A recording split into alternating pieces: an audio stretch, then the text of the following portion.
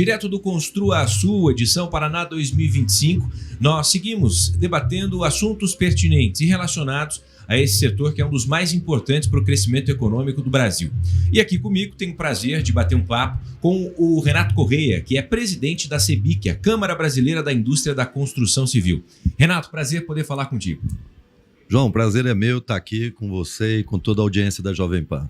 Vamos lá, falando um pouquinho sobre questão de habitação. Recentemente, há algumas mudanças, né, ou novidades no que diz respeito ao Minha Casa Minha Vida. De que maneira o setor olha para essas mudanças e observa essa possibilidade, inclusive, de incremento ou de abranger uma fatia cada vez maior da população para manter o setor aquecido? Olha, essas mudanças, acho que foram muito acertadas, né? Você tinha um limite teto de valor de R$350 mil e tinha subsídios e tem até R$55 mil. Isso já atendia uma boa parte da população até 5 salários mínimos, né? Aproximadamente ali R$8 mil.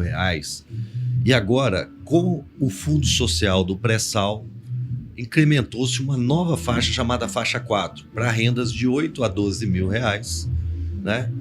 Com toda a estrutura de operação dentro do Minha Casa Minha Vida, que é um programa que amadureceu muito nos últimos 15 anos e produz aí 500, 600 mil unidades habitacionais por ano. Então nós entendemos como muito acertada e, mais importante ainda, a habitação direito constitucional sem recursos do orçamento. Exato.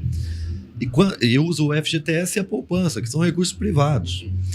Quando você incrementa uma possibilidade de recorrência no uso desse fundo social, nós passamos a corrigir uma distorção, né, da regulamentação brasileira, que dá um direito, mas não vincula de onde sai o recurso. Então nós estamos muito esperançosos da gente poder ter uma nova fonte de financiamento da habitação e interesse social no país. Entendendo tudo isso, que partiu essa atualização, digamos, se podemos chamar dessa forma, partiu até mesmo do próprio mercado, que entendeu essa necessidade, fez a leitura adequada e, a partir das proposições ao governo, entender a necessidade de fazer essa adaptação para que fosse possível fazer mais com Minha Casa Minha Vida. Olha, nós sempre participamos em termos de tentar contribuir para melhorar o processo. Mas nesse caso do Faixa 4 foi uma iniciativa exclusiva do governo, né? Eles compreenderam e encontraram uma solução, e é natural porque tem uma visão mais completa de todos os recursos e as possibilidades. E o que nós fizemos foi reconhecer o acerto e apoiar, incentivar que a gente tenha recorrência nesse fundo. Renato, eu também queria te ouvir com relação a esse ponto que Paraná, Rio Grande do Sul, esses dois estados ao menos, têm apresentado soluções para unidades de interesse social, né? No caso de programas que foram criados no âmbito do estado para, de fato, conseguir abranger um maior número de famílias que até então ou não conseguiam, ou o estado vai lá e paga essa parte ali, ou financia essa parte do acesso da entrada para poder obter a moradia. De que maneira a Câmara avalia essas iniciativas e, de repente, até escalonar, ou para âmbito nacional, não sei se há uma perspectiva para isso, ou para poder orientar também demais estados, porque essa é uma política interessante de ser compartilhada e também seguida por outras unidades. Olha, esse é um trabalho que a gente faz de divulgar boas práticas para que a gente possa avançar sobre o problema do déficit habitacional no país, que hoje representa algo em torno entre 6 e 7 milhões de habitações. Quanto à faixa de renda, você vai pegar 75% abaixo de 2 salários mínimos. Quando a gente pensa isso e você olha a regulamentação dos financiamentos imobiliários vigentes no Brasil, a instituição financeira só pode financiar 80%, no máximo 90%. Você fala assim, e isso é justo porque a pessoa tem que entrar com 10% ali da sua contribuição, mas para quem ganha 2 salários mínimos, 3 salários mínimos, você pega R$250 mil, 20% são R$50 mil. Quem tem R$50 mil para pagar em 36 meses com sobra de salário? Então não acontece.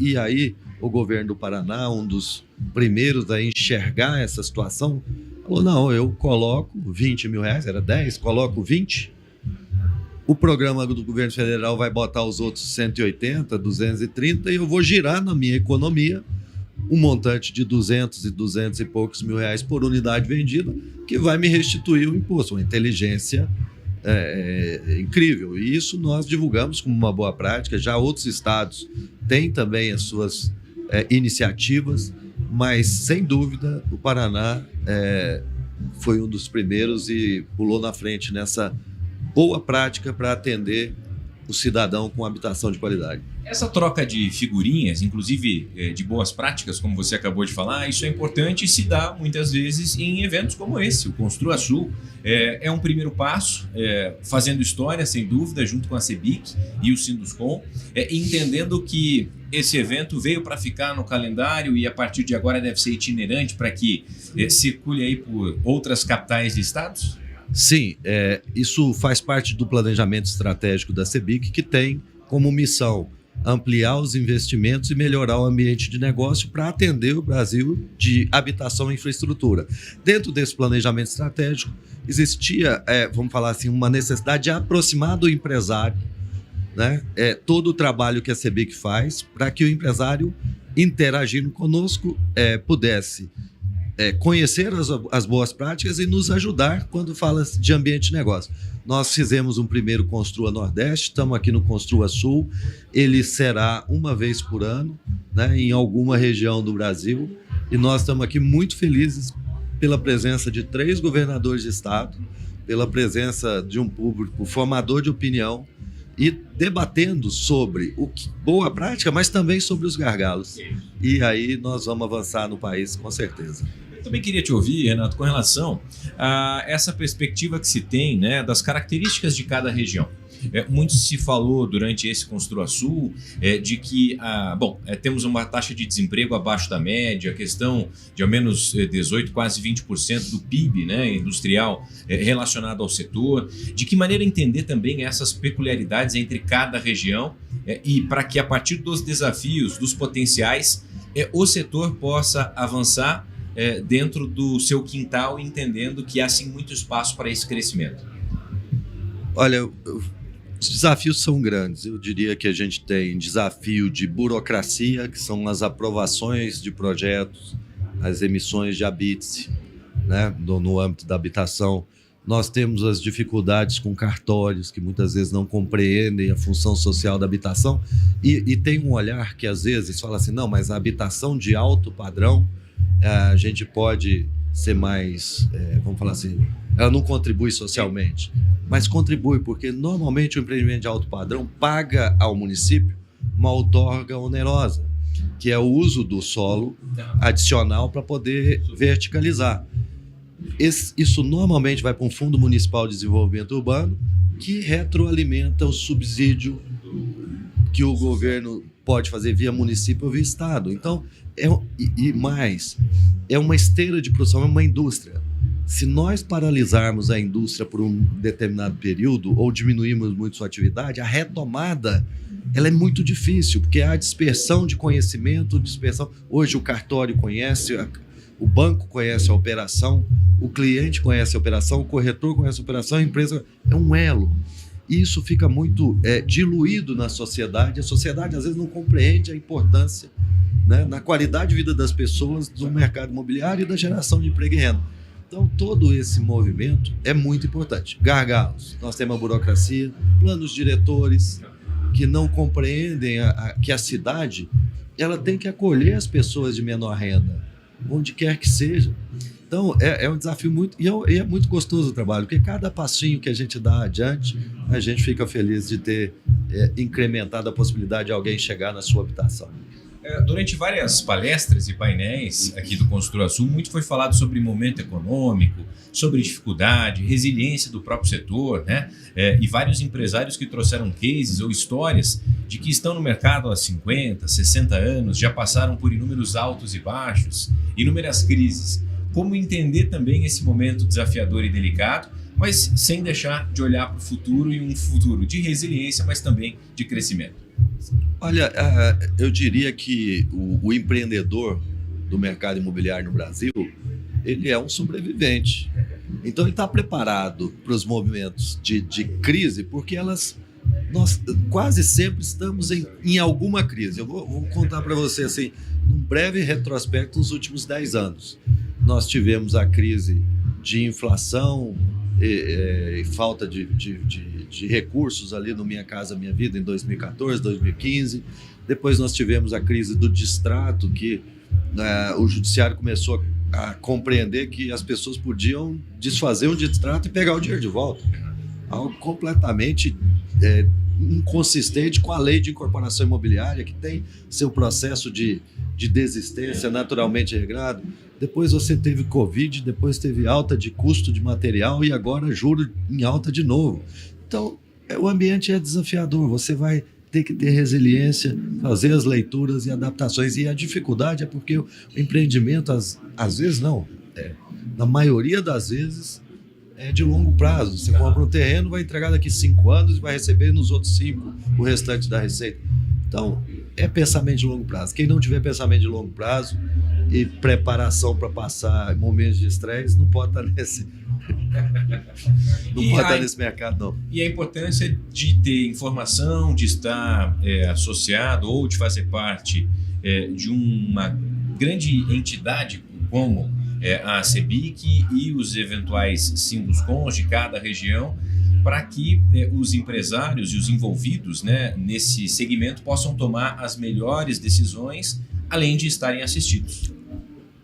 O setor da construção civil, pela importância e pelo impacto, ele tem relação com o poder público, seja na regulação, que é na liberação de construção e aceitação, seja na licitação pública. Então, nós temos essa interação e nós só vamos construir para o país trabalhando de forma conciliada com o governo, né, de alguma maneira.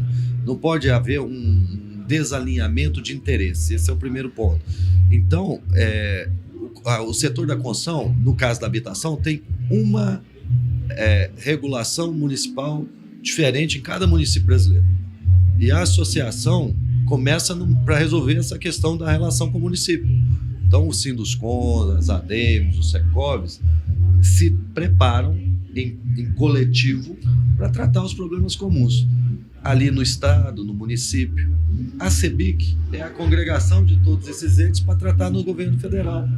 Porque existe uma regulação que é transversal também em termos nacionais. Então é isso, é a conjunção para que a gente possa, junto com a sociedade, entregar o que a sociedade precisa. Você já comentou sobre cada passo, né, e a importância de comemorar cada avanço que se tem. Para finalizar, a minha última pergunta é como entender essa atuação e esse planejamento da CEBIC, não só para 2025, mas para os próximos anos.